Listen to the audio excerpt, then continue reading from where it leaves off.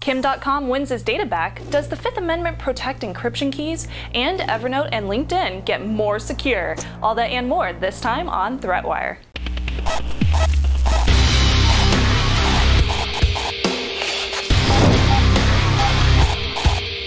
Hello, welcome to ThreatWire. I'm Darren Kitchen. And I'm Shannon Morse. And this is your summary of what's threatening security, privacy, and our beloved internet freedom. Our beloved internets, and we have plenty to talk about today, so let's get right into it. Now, in 2012, several millions in assets were seized from Megaupload founder Kim Dotcom on the claim that Megaupload was operating with wide-scale piracy. Prosecutors had access to all of the information seized, but Dotcom did not.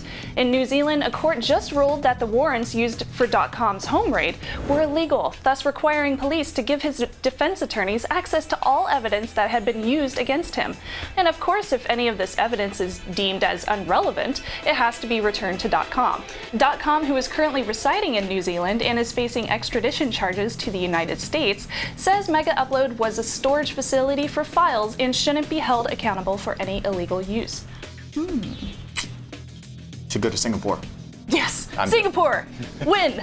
Now, in an ongoing case, Jeffrey Fieldman, a Wisconsin man, has won a reprieve, temporarily removing the threat of contempt of court if the defendant doesn't comply with an order to, quote, assist in the execution of a federal search warrant by providing federal law enforcement agents a, here it is, I buried the lead, decrypted version of the contents of the encrypted storage system. A bunch of hard drives. Now, Magistrate Judge William Callahan had given Fieldman until June 4th to comply with the order, else he'd be held in contempt of court. Now, the issue here has been characterized by Fieldman's attorney, Robin Shello, as, quote, one of the most important constitutional issues of the digital era. Now, Shello drew analogies between this case and the Fifth Amendment, which grants that no person shall be compelled in any criminal case to be witness against himself, and of course the war on drugs, which in her own words has, quote, eviscerated the Fourth Amendment, which of course guards against unreasonable search and seizure. Now, this isn't the first time that the court has ordered the decryption of a hard drive. Actually, in the case United States versus Fricassou, I think that's right,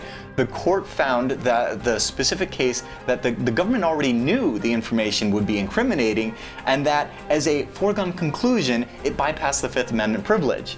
Now, refusing to comply with the order or claiming to have forgotten the password would be considered a form of abducerary, or which would, face contempt of court. So that's not really any way to go about that. Federal Judge Rudolph Randa granted an emergency motion filed by Fieldman's attorney, giving additional time, that's what it is, it's additional time to establish that the Fifth Amendment right to self-incrimination would be violated. Now, Randa asserts that the magistrate judge had no authority to issue the order requiring Fieldman to decrypt the contents of some 20 terabytes of encrypted data. The drives were seized with a warrant by the FBI from Fieldman's home, and the agency spent, quote, over 10 weeks working, that is, on breaking the encryption. The FBI agent Brett Banner said the agents found evidence of e-mule peer-to-peer usage with file names suggestive of child pornography. Fieldman's attorney, Robin Shello, asserts that, quote, regardless of who wins the next round, the other will appeal, invariably landing in the lap of the Seventh Circuit Court of Appeals and quite possibly the United States Supreme Court. To date, the subject of the Fifth Amendment and encryption have not been heard by the United States Supreme Court, though lower courts have had the issue, and it's really gone both ways. At stake is whether decryption keys for a password, as prosecutors traditionally see it, is akin to, say, your fingerprints or a blood sample, or as civil libertarians consider, the contents of a defendant's mind, who can't be given or can't be forced to give, quote, compelled testimonial communications. So this is one that we're going to be watching because I'm really interested to see how that ends up turning out. I think it would also be really interesting if this wasn't a case of alleged child pornography, because if it was like, something boring, something white collar, tax fraud or something like that, they'd be like, oh yeah, perhaps whatever. This not would as go much a news way. would be happening about this too. I think so too. That's crazy. That's what's making headlines. All right, now of course this wouldn't be ThreatWire without our hack of the week, and this week it's all about Evernote, LinkedIn, and Drupal. Oh, wonderful. Yes. I love so all this. Evernote has just added a couple of new security features. They didn't get hacked, but they did That's add good. security That's good. features. So Evernote is a popular online note-taking and saving service. They wrote on their blog that they are introducing two-step verification, access history, and authorized application security. Now, first off, the two-step verification will give you the option to require a special code delivered to your phone or a special Evernote app. It'll only be available to premium and business users for now, that kind of. Wait, yeah, what? Totally You have to stinks. pay for security? For two-step verification. Yeah, they do plan to roll it out to other users once they know that they can handle it on their servers, or so they say. One more way to get some more profit. Now, authorized applications will let you revoke access to any mobile devices that may automatically sign you into Evernote when you launch the application. You can simply go to the website and click revoke access on any device or app that you no longer use. This is really useful, and I use it for Google right now, so I can't wait for that. They also rolled out access history, which will let you see a list of every login via location and IP address. And that's also very useful. Next up, LinkedIn. They have also included the new security features with two-factor authentication as well. Now, their version of two-step verification works just like it does for Evernote, which is also available to all users right now. Yay, you don't have to pay for that one. And Drupal. Users may have seen a password reset notification after Drupal.org was hacked. Drupal is an open source content management platform used by many websites, and an article was posted on their blog Wednesday detailing the data that was compromised. This includes usernames, email addresses, hashed passwords, and country information. They do not describe what third-party software on their server was breached, but they do describe how to reset your password and how to notify them of any account access made by unauthorized persons.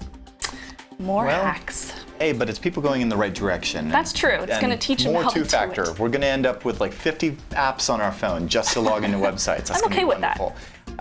We'll see.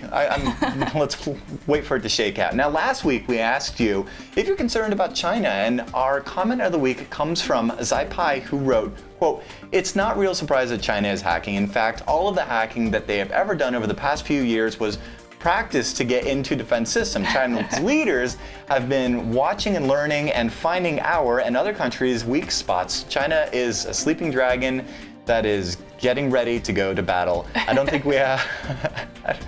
However, I think it's cool that the ISS has moved to Debian Linux. I don't see how that is relevant in here, and I just love that, you know, you can just apply China to anything, and it's like, well, you go to any hacker conference and you ask anybody like where they pull off their elite hacks, and it's like, well, where everybody else does, China, because an IP address is your location. Now this that's a good point. Now, this brings us to our question of the week. I'd like to know how you guys feel about providing your passwords for encrypted data. Under what circumstances, if any, should you be required to hand over your encryption to the government? Yeah, that's really, really interesting. Now let us know in the comments right below. Yeah, it's kind of like one of those things like our passwords and two-factor, you know, something you have and something you know. But is your password something you know or something you have? Whoa, something to think about. Now, remember, you can find all the ways to subscribe to us over at threatwire.org, and that's where you can get involved in our Google Plus community. That's where the conversation goes all week. And with that, I'm Shannon Morse. I'm Darren Kitchen. We'll see you on the internets. I'll be there. You will? Good. For most of the week. Yeah. You're a citizen of the internet. Oh yeah, that's what it says on my passport. Of the internets.